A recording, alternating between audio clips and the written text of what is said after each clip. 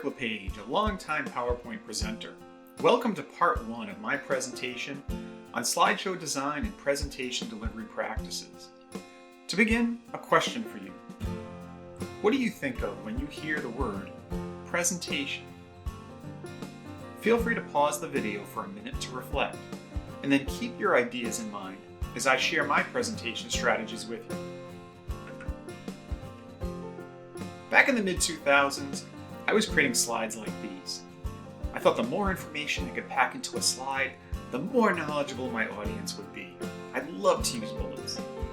The problem with these types of slides is that your audience can quickly become distracted. They're reading through the text and not listening to you as presenter. In 2006, I came across a presentation that changed my perspective on how PowerPoint could be used. A technologist named Dick Hart performed a keynote presentation at a conference. So I'm going to talk about, what is identity? What is Identity 2.0? Why will it happen? Where are we now? So to start off with, what is identity? Well, I think identity is who you are. So who am I? Well, if you don't know Dick, this is me. Dick Clarence Hart, and for a number of people here, they remember my identity as being at HIP Communications, where I got involved in Perl, which eventually led to ActiveState with O'Reilly. But some of you probably don't know that I live in Canada, which is located here, for those of you that don't know. The concept of using simple imagery and brief bits of text, rather than lots of text and bullets, really connected with me. Soon after, I was asked to present at a conference on Bridgewater State's new student laptop requirement and how laptops were being used in the classroom. I decided to take a cue from Dick Hart and use images to share my ideas. Here's one example.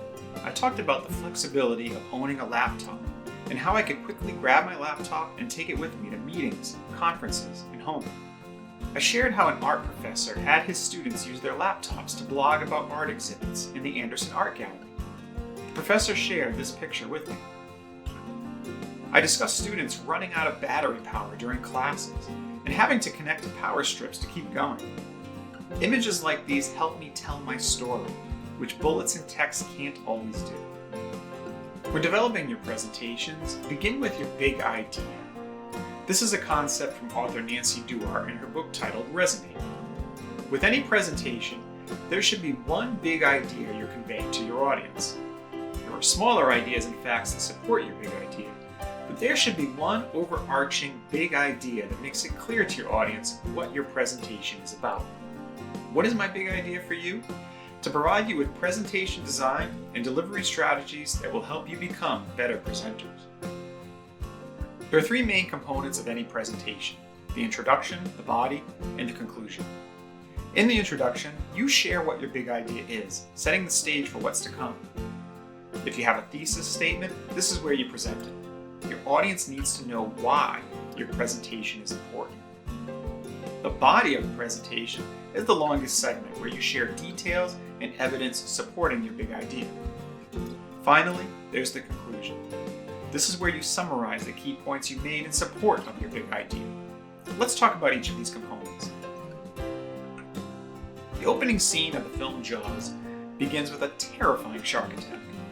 Right away, you're fully engaged as the audience, anxious to see what happens next. Think about how you will engage your audience in the introduction. Begin with a compelling story, a skit, a video clip, or a question to get them thinking about your topic before you dive in. Create intrigue about what's to come. Next, segue to the body of your presentation. Deliver the information in a logical, linear progression that builds your big idea with each successive slide and discussion point.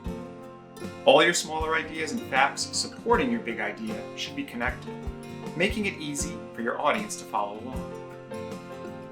As you develop the presentation body, include design elements that can elevate your audience's engagement with your big idea, such as storytelling.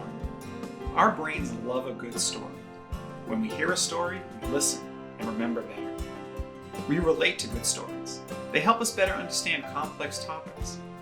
As with my earlier story about Dick Hart, Consider how you can use concise storytelling to connect your audience with your big idea.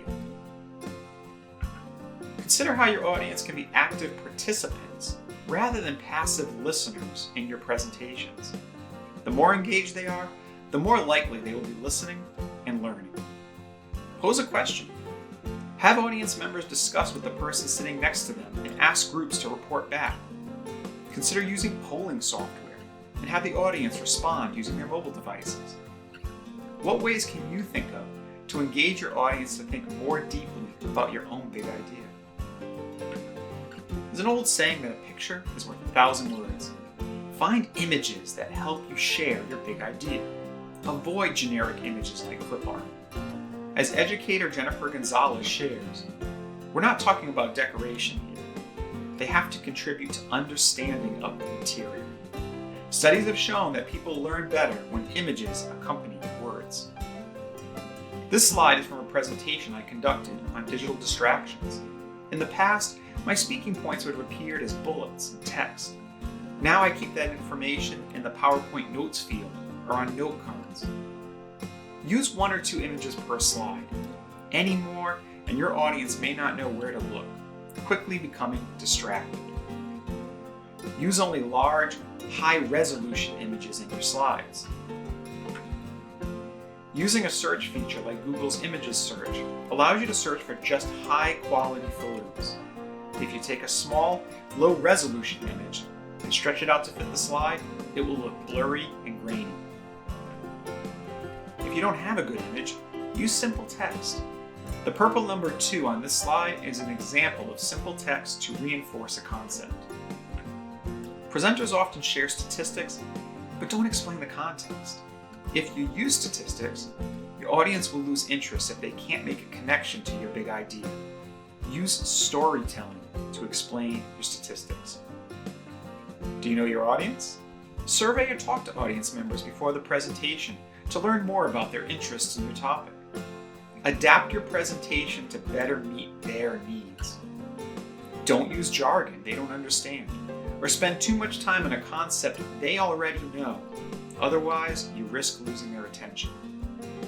We think of the presenter as the most important person in the room, the expert. However, author Nancy Duar says that your audience, not you as presenter, are the actual heroes, the most important people in any presentation.